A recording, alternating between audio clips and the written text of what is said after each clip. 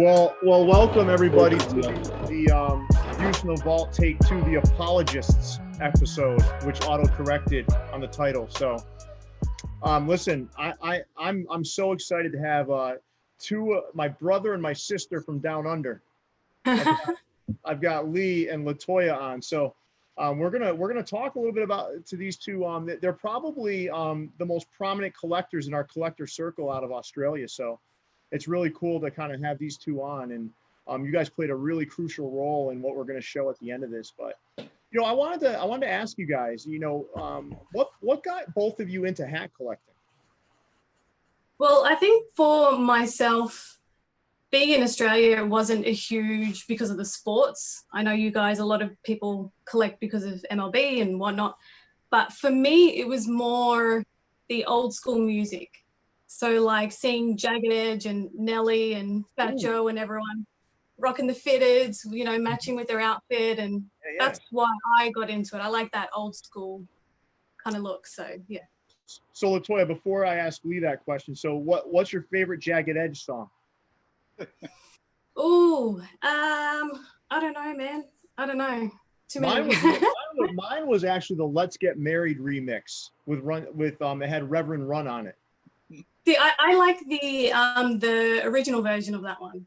Oh, you do? Okay. They had some beautiful songs. Yeah. It was like them and 112 at that time, Yeah, those were the two prominent groups. They're actually from Hartford, Connecticut, which is why I'm so in tune with Jagged Edge. Oh, nice. So, Lee, tell me a little bit about what got you into collecting. Yeah, Leon, thanks for having us on, guys.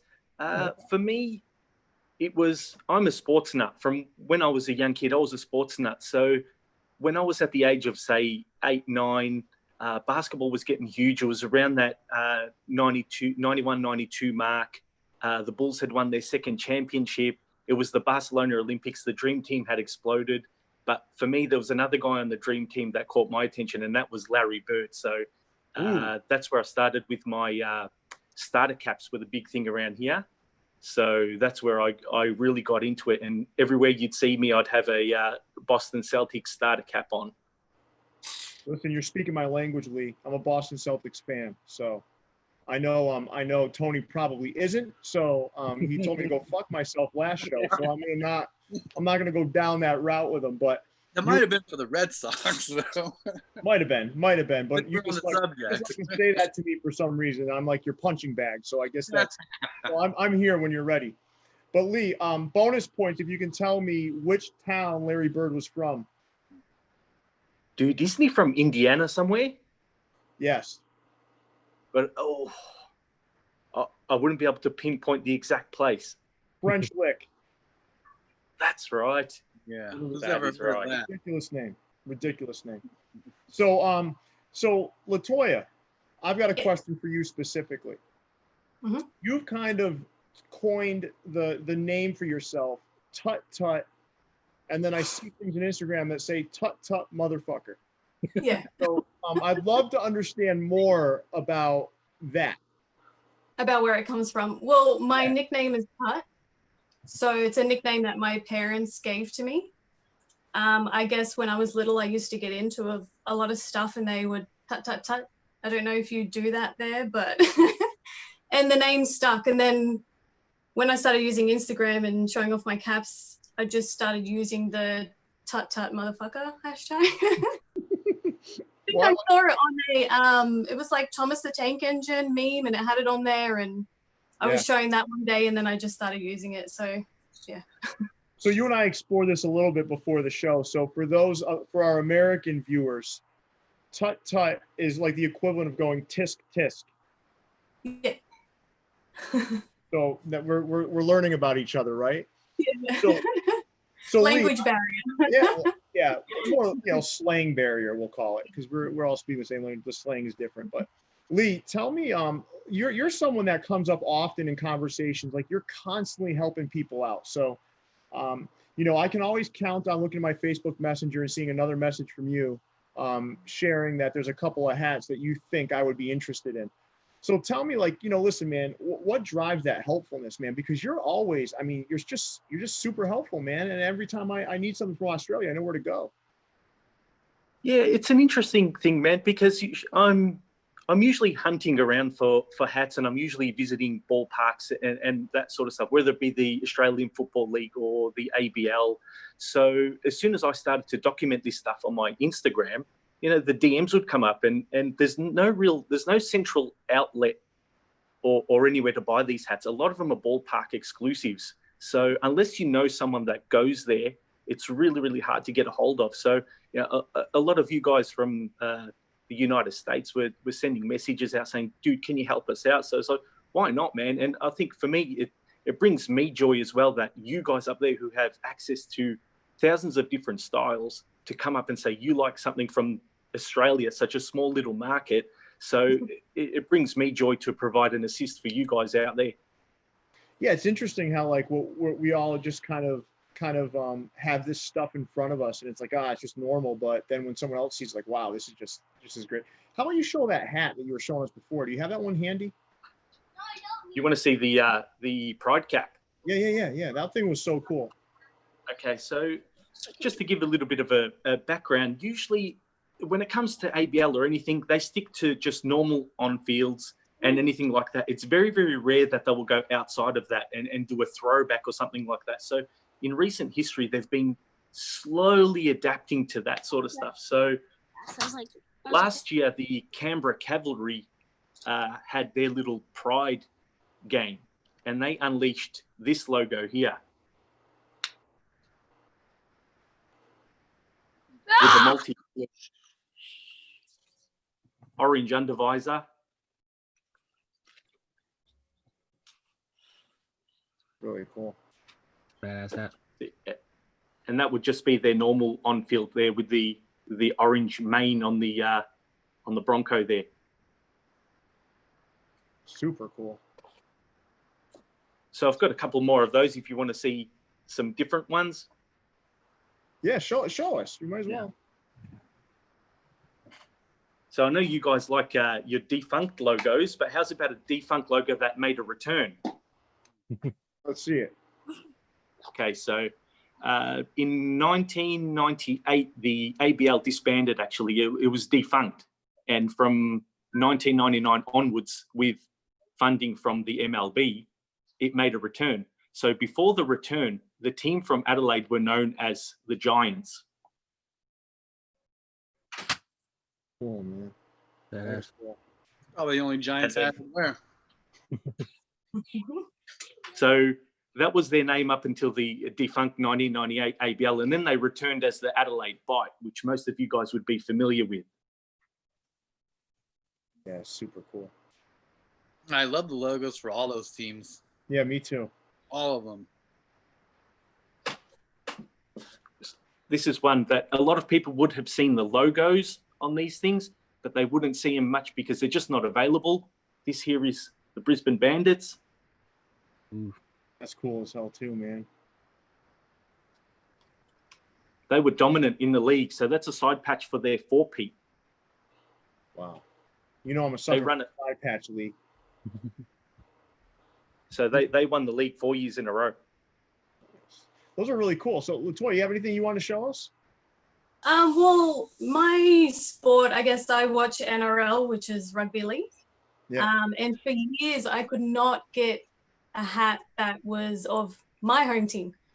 Well, they used to make them years ago, but then New Era stopped making the fitteds and they all went to snapbacks, which no thank you. But I managed to find one just randomly on, I think it was on Snapchat. I saw an ad for one and I was like, no way. So I finally, only in the last 6 months, got a Brisbane Broncos NRL fitted. Wow. That's really nice. And it's just got the yellow under brim. Wine and gold. Can't go wrong. No, you can't. That's a good color combo. It's a beautiful So, cat. yeah, so all these other things I've been collecting in the last 5 or 6 years, and it's the first time I've actually got one from my hometown, which is awesome. So cool. And you're like an Atlanta Braves fan, right, Latoya? The Atlanta Braves ones are actually my other half. So he's been collecting since he was like 17 on and off. Oh, cool. And Okay. yeah, so he's got a bigger collection than what I do. So the Atlanta Brave ones are his, Yeah. and I collect the Dodgers, and then we collect some other things as well. So you're a Dodgers fan. So you collect the Dodgers. I collect the Dodgers, yeah. Oh, so now Tony, if he wasn't a fan before, he's a fan now. Yeah. So Yeah, Dodgers are mine and the Braves are his. And then the only other NRL one I say we have, because this is his cap, is the Auckland Warriors. Ooh, that was badass. that's cool, man. Yeah, because it's so hard to get any caps here, any caps. And a lot of the sport teams, they just go with the snapbacks. So to actually get a fitted in your team here is really hard, really hard. Latoya, what size are you? 7 5/8. And Lee, what size are you? I'm a 738. I'm gonna get you guys something. I'm gonna send you guys something cool Oh, awesome. from your respective team. So I'll send something out your way. Celtics for you, Lee, and LA Dodgers for you, Latoya. We'll send something out your way. Awesome. Thanks, Appreciate it, man. Thank you so much. Yeah, no problem. No problem. We love having you on. So let's Leon, let's have Lee kind of take us through, and Latoya take us through the slides here and kind of share with the group what inspired what we're about to see. Yeah. See, the images that Leon has in front of you now is just two examples of images that I would see on a normal day from my office building compared to how it looked during the wild bushfires. And these are the same two images that I would send to the hat community, because there was hundreds of people hitting my DM saying, "Are you guys safe? Are you guys safe?" And that just shows how close and how tight-knit the fitted community is, man, because people are reaching out, just checking on us and making sure that we're okay. Yeah. And this was just the image that I was showing to let them know that we were safe, but here's the daily reminder of what's going on in our country at the moment. Yeah, that's insane.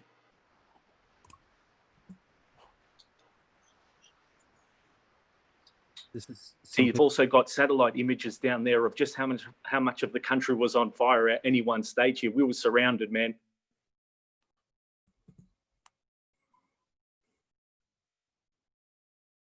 There's the land mass.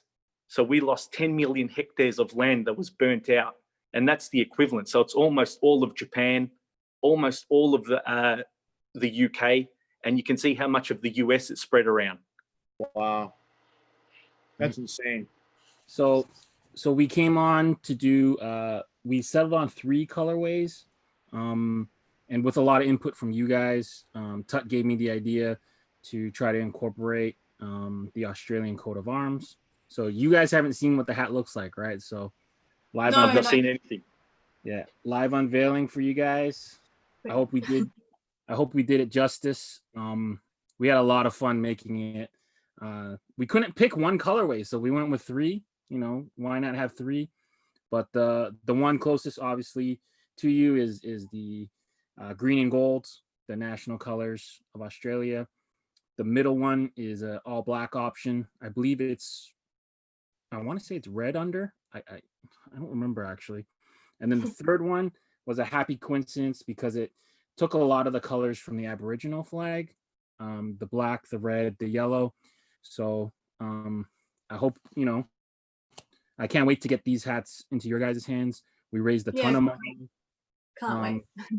We raised a ton of money for charity. You guys helped us pick where the money went, and I had a lot of fun collaborating with you guys and collaborating with Tony. As soon as Tony showed me the swinging koala, I knew it was going to be a hit. This is a beautiful cap. Yeah. And when we were presented with the options, I had to buy all 3. I couldn't pick just one. That's how great these hats look, and they look even better in hand. Look at these things. Yeah. Beautiful. These are the side patches. That's amazing. It's just more proof that mock-ups never look as good as the real thing. Right. Who is it? Chris says never sleep on a Tony Ross production. So yeah. Well, is that my boy Chris K? Yeah. This is a beautiful hat, but it's also for a great cause. So I think that's what kind of adds to the appeal, man, for me. Right. You couldn't have said it better, Pierre. You couldn't have said it better, because it was quite somber during that time. These bushfires started in Australia in November 2019. It was on the news every single day until March 2020. That was when they finally got them under control. So when Leon sent me the idea and the mock-ups, drawings of this hat design, it was kind of like a boost for us down here. I thought it was a magnificent idea. And you throw Tony Ross into the mix and you know you're going to have something that's going to turn out absolutely amazing. Thank you. Yeah, and Tony, tell me about how you felt creating this, because I mean, you know, you've got like some, you know, obviously you're an unbelievable artist, but you also have a little bit more extra motivation here because of the cause behind this. So tell me a little bit about how you felt creating this. Actually, it was amazing to make this hat. I had the idea originally to me was something that was going to represent what I thought Australia was, you know, and I kept hearing on the news about the wildlife being affected the most, you know, the wildlife being so affected. So what better way to represent what we were going to do than, you know, have a koala bear, or, and then the emu, and then the kangaroo on the side. I'm kind of speechless, you know. I mean, it was for a good cause. We're helping. It seems like so long ago. All the other stuff that's gone on, and kind of pushed this to the back burner. Yeah. But I feel I was flabbergasted that they asked me to help them. I'm seeing it now. It's amazing to me. You know what I mean? I mean, the hat looks great. The cause was good. We raised I think it was close to $2,000 between the hats and the pins or something that we donated. So that's, to me, you know, just having a good looking hat and donating money was the number one priority for me. Yeah. Just give a good product and then have a good cause to send some money to. Yeah, and you know, you think about it, right? And Lee, you kind of got to this place a little earlier. Is the sense of community in the fitted hat community right now is stronger than it's ever been. I think, you know, folks are connecting in different ways. You know, people are reaching out to you when they see brush fires and they realize that you could potentially be impacted by it. And then you've got folks, you know, making hats and figuring out how can we help and make a difference. I mean, listen, that's what this is about, right? I mean, you know, it's beautiful to be in an environment like this where everyone's helping each other. We're all connected to it, and we genuinely care about other people. And that sense of community is what's most important. You know, that's why I love these hat groups. That's why I love this kind of stuff. That's why I love, you know, meeting people like you, like Latoya and Lee, like just meeting you guys and understanding more about you. It's a beautiful thing. And I want to thank you guys, not only for all you bring to the hat community, but also specifically what you did in this space to help out here and make a difference. Yep. Yeah, of course, no worries, and thank you guys. Yeah, means a lot. It was actually a big deal to have them involved because it helped solidify that we were going the right direction. We were taking this hat in the right direction. So it made me feel better from that standpoint because I'm like, hey, look, I'm actually representing them in a way where they felt comfortable being represented like that. It wasn't me just stereotyping what I thought Australians were like or anything. Oh, Tony, you're hitting on something so important, and it's staying connected to the people it's representing, right? Because there's too much in this world where people are trying to represent something they're not connected to. Right. I think it's one of the worst things that we do from a creative standpoint is trying to represent others that we don't understand. Right. So having their input and telling me that I was going the right direction and that we nailed it, it made a big difference because that's exactly what I was going for. Hope I represented them well and did right by the people of Australia. Right. Yeah. And if you didn't have that, the hat wouldn't have been as beautiful as it came out. I mean, you need that extra component to it, which is connecting to the people it represents. Listen, I want to thank everybody for this. And Leon, I know this ended up like resulting in a sizable donation, right? Yep. Yeah.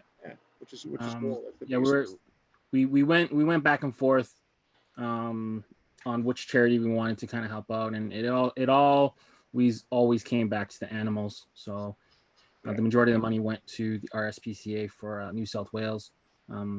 the president sent a bunch of thank you videos and thank you emails. You know, just thankful for the money we gave, and you know, it went to help a lot of things. So we thank them for the work they do, and it's the least we can do. But And now I know Latoya and Lee. They told me that they are going to go wrestle a couple kangaroos now, because it's like 11. It's like 11 in the morning in Australia, so they have some it's 11:30. Those kangaroos look brutal, man. I see them on videos. They can beat the shit out of people. They are. They're huge. Some are like taller than 6 foot. They're So, huge. Latoya and Lee, do me a favor. Pick a smaller one to wrestle tonight, today, okay? Because I don't want you guys getting hurt out there. Will do. Yeah, I've moved on from kangaroos and koalas and emus, man. I'm onto the crocs. Oh boy, okay.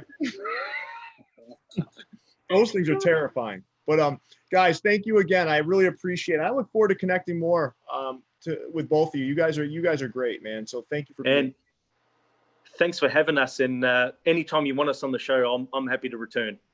For sure. We'll make sure it's not 4 a.m. your time. Hey, I'm up at 4 a.m. for these Hat Club drops, man. So that's fine.